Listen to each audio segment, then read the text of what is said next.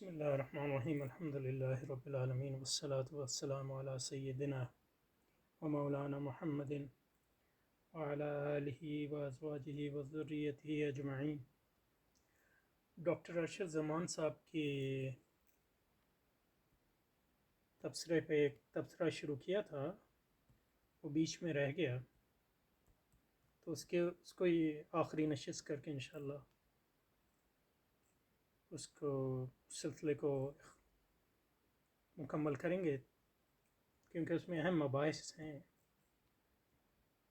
اور گو کہ اس پہ تفصیلی بات نہیں ہوگی، لیکن یہ کہ ایک عمومی خاکہ آ جاتا ہے اور ایک حوالہ رہے گا کہ ان موضوعات پہ مزید گفتگو کرنے کا۔ اور جیسے کہ میں نے پہلے بھی عرض کیا تھا، اس میں ڈاکٹر ارشد زمان صاحب کے تبصرے کو ایک ساؤنڈنگ بورڈ کے طور پہ استعمال کر کے، اصل ہمارا مقصد یہ نہیں ہے کہ مطلب یہ کہ میں صحیح ہوں اور آپ غلط ہیں، بلکہ ان جو تصورات آئے ہیں ان کو سمجھنا۔ تو انشاءاللہ اس کو شروع کرتے ہیں۔ تو ڈاکٹر ارشد صاحب نے فرمایا تھا کہ سائنس سے انکار اور اس کے نتیجے میں سیکولر جدیدیت کو وضع کرنے کی مجبوری نے مغرب میں دلیل اور عقلیت کے تصور کو اسلامی نظریات سے بہت مختلف بنا دیا۔ ایک اہم فرق یہ ہے کہ مغربی نظریے کے عقل اور مشاہدے کے ذریعے سارے علوم حاصل کیے جاتے ہیں، وہی کی کوئی ضرورت نہیں ہے۔ دوسرا بڑا فرق قلب یا دل کی بصیرت سے مکمل انکار ہے۔ اس کے علاوہ بھی فرق ہیں جو ماہرین معاشیات ذی عقل انسان کے بارے میں بدیہی حقائق کے طور پر پیش کرتے ہیں، حالانکہ وہ غلط ہے۔ مغرب میں عقل کی تعریف اسلامی تعلیمات سے ٹکراتی ہے۔ ٹھیک ہے جی، اس میں دو نشستیں پہلے کر چکے ہیں، تو ان باتوں کو دہرانے کی کوشش نہیں کروں گا، اور ہم عقلیت کے تصور پہ تفصیلی بات کر رہے ہیں کئی مختلف سلسلوں میں، اور ایک سلسلہ جو ہے حضرت امام غزالی رضی اللہ تعالیٰ عنہ کے جو تصور عقل ہے احیاء میں، اس کا مطالعہ کر رہے ہیں، اور اس پر اس وقت ہم تقریباً 5-6 نشستیں کر چکے ہیں، اور انشاءاللہ تقریباً 15-20 نشستیں ہوں گی اس پر۔ اس کے بعد پھر امام غزالی کے جو المستصفیٰ میں انہوں نے کیا ہے، اس پہ بات پہلے بھی کچھ ہوئی تھی، مزید ہوگی، اور المنقذ من الضلال میں تھوڑی سی جو مباحث ہیں کشف پر اور وحی کی ضرورت پر اور انبیاء کی ضرورت پر، وہ بھی عقل کو سمجھنے کے لیے بہت ضروری ہے۔ تو ارشد زمان صاحب نے جو مسائل اٹھائے ہیں وہ سارے وہاں بھی ان پر بحث ہو رہی ہے، تو اس لیے تفصیل میں جانے کی کوشش نہیں کروں گا، لیکن یہ کہ حوالہ دے رہا ہوں تاکہ جن حضرات کو مزید جو ہے توضیح درکار اور مزید جو ہے اس میں دلچسپی ہو تو ان سلسلوں کو جو ہے دیکھ سکتے ہیں۔ اچھا، پہلی بات تو یہ ہے کہ جب آپ یہ بات کرتے ہیں کہ عیسائیت سے انکار اس کے نتیجے میں سیکولر جدیدیت کو وضع کرنے کی مجبوری نے مغرب میں دلیل عقلیت تصور کو اسلامی نظریات سے مختلف بنا دیا، تو اس میں ایک بات یہ ہے کہ دلیل اور عقلیت کا کوئی ایک تصور نہ اسلام میں ہے نہ مغرب میں، کئی تصورات ہیں۔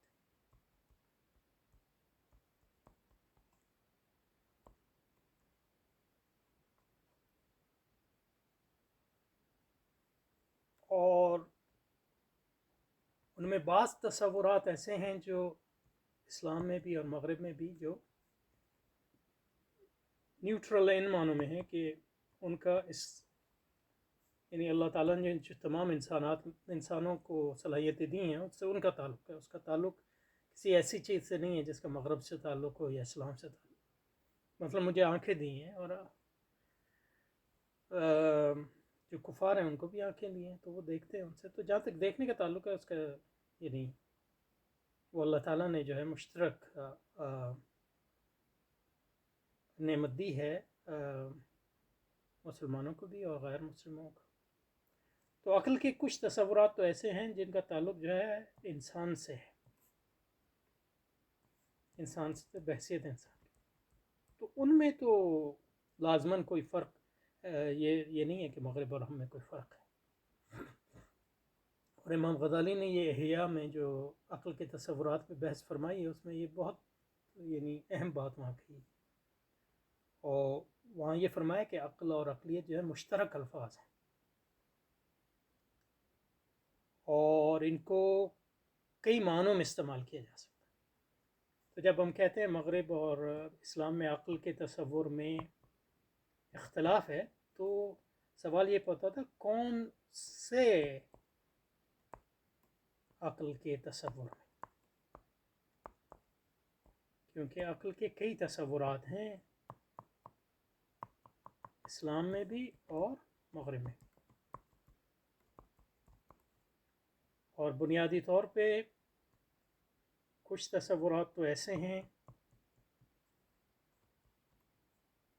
ان کو تصورات الف کہہ دیں، جو اسلام اور مغرب میں ان میں کوئی فرق نہیں، کیونکہ وہ تصورات عقل کے وہ ہیں جن سے مسلمان بھی کام لیتا ہے اور کافر بھی کام لیتا ہے۔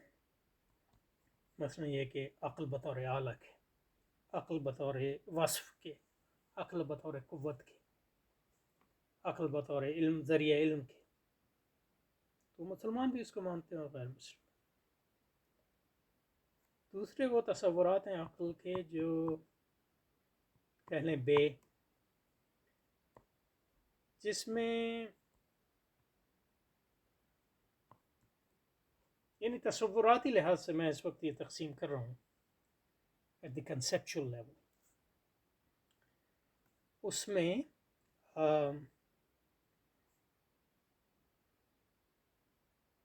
اسلام اور مغرب کے بارے میں، مغرب کے درمیان جو ہے ان تصورات کے بارے میں عقل کے کچھ اشتراک ہے اور کچھ اختلاف ہے، اور پھر تیسرا تصورات لے لیں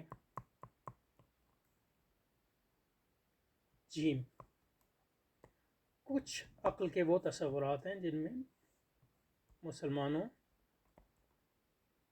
اور مغرب کے درمیان مکمل اختلاف ہے، جس کو ہم دن کہتے ہیں وہ رات کہتے ہیں، اور جس کو ہم رات کہتے ہیں وہ دن کہتے ہیں۔ تو اصل جو بحث کا موضوع ہے وہ پہلا تو ہے ہی نہیں بالکل، یہ تیسرا ہے، اور کچھ جو ہے دوسرا ہے۔ تو اس لیے جو ہے پہلی سب سے پہلی اہم بات یہ ہے کہ جب ہم عقل کا استعمال کرتے ہیں تو اس کے معنی کو متعین کرنا ضروری ہے، اور معنی متعین ہوتے ہیں تعریف کے ذریعے، جس کو انگریزی میں ڈیفینیشن کہتے ہیں۔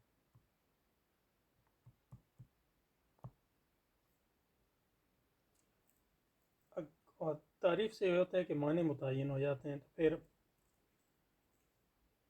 اس میں آپ کو اس کا فیصلہ ہو جاتا ہے کہ آپ ایک چیز کے بارے میں بات کر رہے ہیں، اور کہ آپ کا اختلاف جو ہے صرف لفظی نہیں ہے، کیونکہ جیسے کہ امام غزالی فرماتے ہیں کہ عقل کا لفظ جو ہے عربی کے لفظ عین کی طرح ہے، تو عین کا مطلب جو ہے آنکھ بھی ہوتا ہے، عین کا مطلب جو ہے چشمہ بھی ہوتا ہے، عین جاریہ، عین کا مطلب جاسوس بھی ہوتا ہے۔ اب کم از کم 3 معنی یہاں آ گئے، اور بھی معنی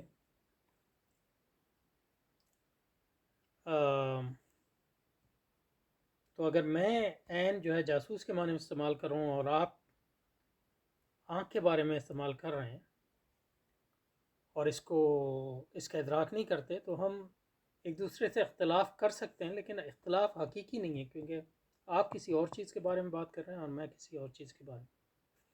تو اس لیے یہ اہم چیز ہے کہ عقل بھی ایسا ہی لفظ ہے جس کے کئی معنی، امام غزالی نے 4 معنی اس کے 4 تصورات دیے، لیکن ہم اس سے زیادہ بھی کر سکتے ہیں۔ 4 امام غزالی نے جو دیے ہیں وہ بطور یعنی السٹریشن کے دیے ہیں، ایک مثال کے طور پہ دیے ہیں، اس سے وہ ان کی یہ مراد نہیں ہے کہ وہ جو ہے ایگزاسٹو ہے، وہ تقسیم جو ہے وہ حتمی نہیں ہے۔ تو جب عقل کے 4 معنی کم از کم ہیں تو اس کا مطلب یہ ہے کہ ہمیں یہ متعین کرنا ہوگا کس معنی میں ہم استعمال کریں۔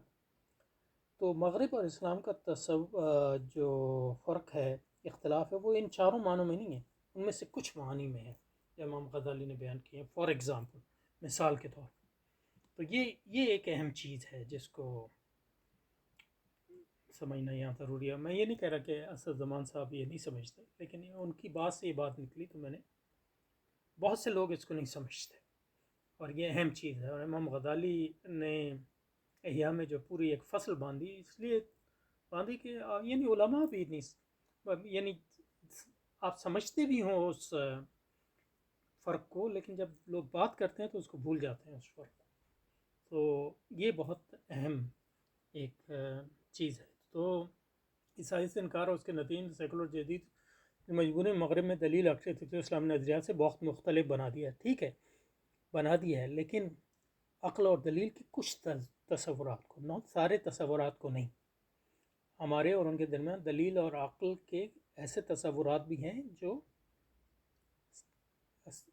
ایک جیسے ہیں، اور ایسے تصورات بھی ہیں جن میں فرق ہے لیکن ان میں اشتراک بھی ہے. پھر دلیل اور عقلیت کے ایسے تصورات ہیں جن میں بالکل اختلاف ہے، دن اور رات کا. تو ان تینوں کیٹیگریز یا ان تینوں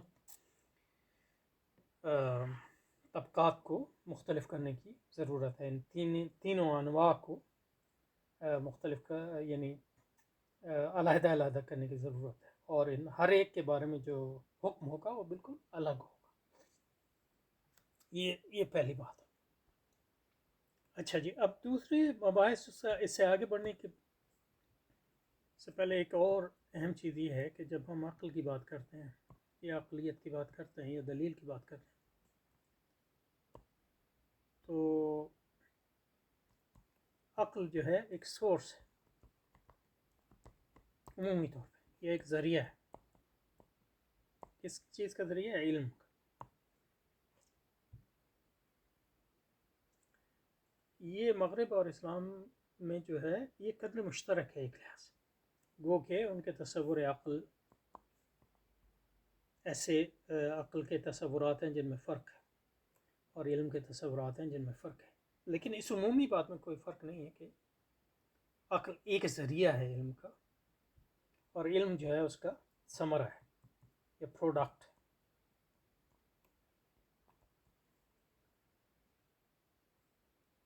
تو اس لحاظ سے ہم دیکھیں تو پہلے ہم سورسز آف نالج کو ایک دیر علم کے ذرائع.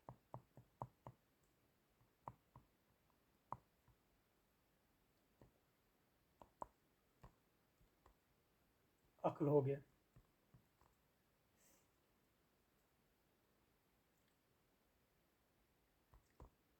اور عقل کے کئی تصورات ہیں، حواس، الہام یا کشف،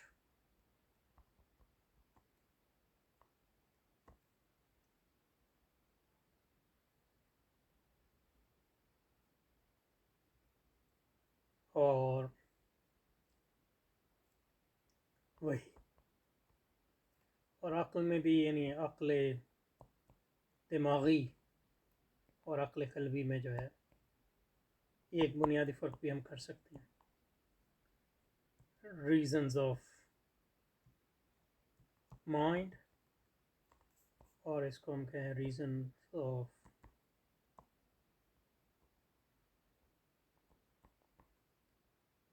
ہارٹ. لگ رہا ہے کہ اس کو ختم نہیں کر سکیں گے، بہرحال انشاءاللہ اس ہفتے ختم کر دیں گے، آج ختم نہ بھی کر سکے اس سلسلے کو، تاکہ مطلب دوسرے سلسلوں کو بھی جو ہے پھر آگے چلایا جائے.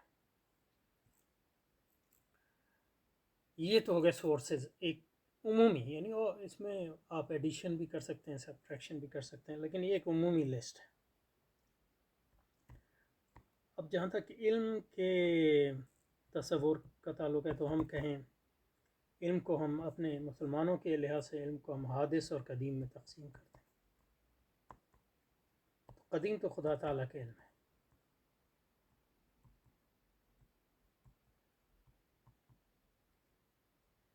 اب اس علم سے ہمیں کوئی بحث نہیں ہے، کیونکہ اس کے بارے میں ہمیں اللہ تعالیٰ نے جو ہے جس حد تک خود اپنے پھر حبیب صلی اللہ علیہ وسلم اور دوسرے انبیاء کے ذریعے ہمیں بتا دیا، اس کے علاوہ تو ہمیں کچھ نہیں پتا۔ تو جس علم کی ہم بات کرتے ہیں وہ حادث، یعنی مخلوق، ہمارا علم جو ہے مخلوق کا علم، یہ اللہ کی عطا سے ہے، خود کافر کو بھی اللہ کی عطا سے ہے یعنی، اور مسلمان کو بھی اللہ کی ہی عطا سے، خود ہم یہ علم حاصل نہیں کر سکتے، اور یہ حادث ہے، پہلے نہیں تھا، ہوا ہے، اس لحاظ سے مخلوق ہے ہمارا علم۔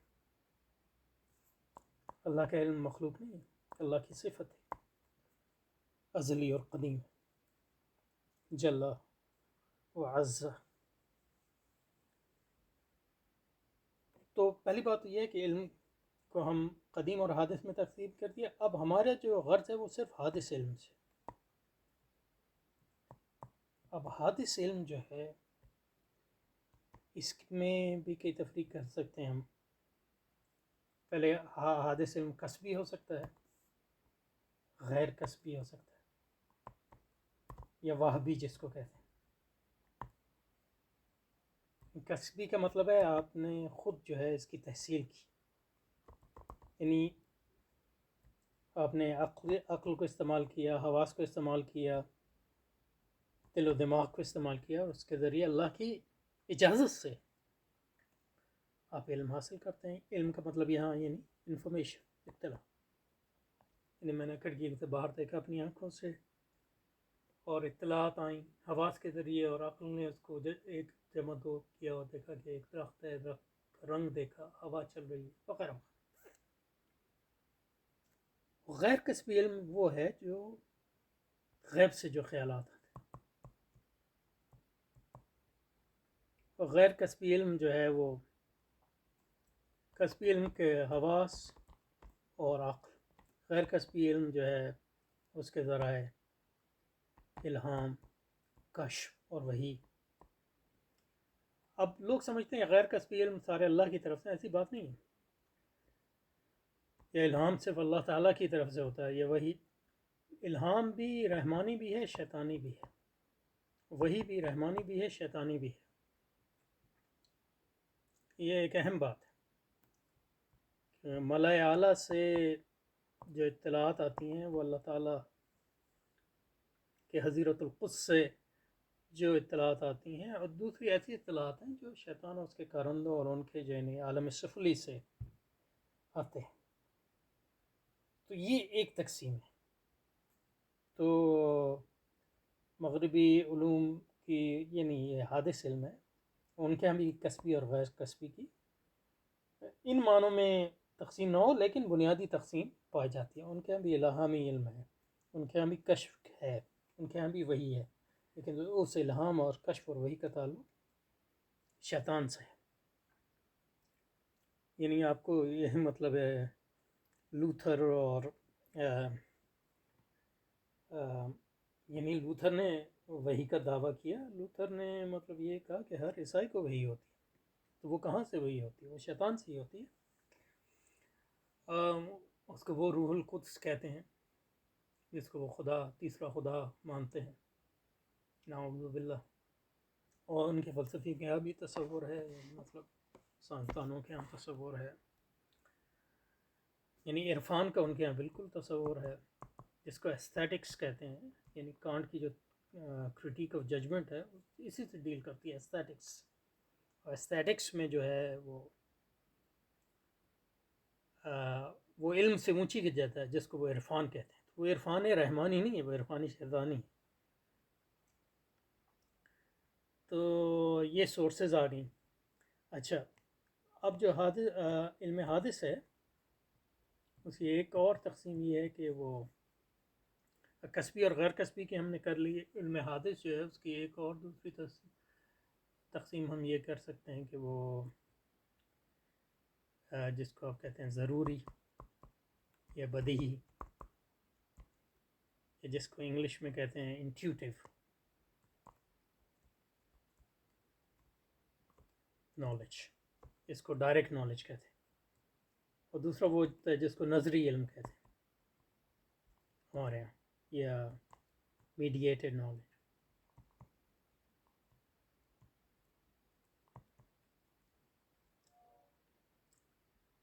اب میڈییٹڈ نالج کے جو ذریعہ ہے وہ عقل ہے، اور عقل کو کچھ لوگ جو ہے عقل اور انڈرسٹینڈنگ میں تقسیم کرتے ہیں، جس میں عقل کا تعلق جو ہے انفرنسز سے ہوتا ہے، استنتاج سے ہوتا ہے، اور انڈرسٹینڈنگ کا تعلق جو ہے حکم لگانے سے ہوتا ہے۔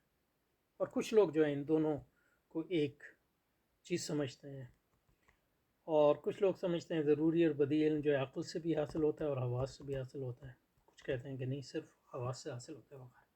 تو یہ تقسیم جو ہے ذہن میں ہونی چاہیے جب ہم فرق کرنے کی کوشش کرتے ہیں مغربی تصور عقلیت یا اسلامی تصور عقلیت، یا اسلامی تصور عقلیت اور کسی بھی جاہلی تصور عقلیت۔ تو انشاءاللہ اگلی انشاءاللہ نشست جو ہے وہ آخری ہوگی انشاءاللہ۔ السلام علیکم۔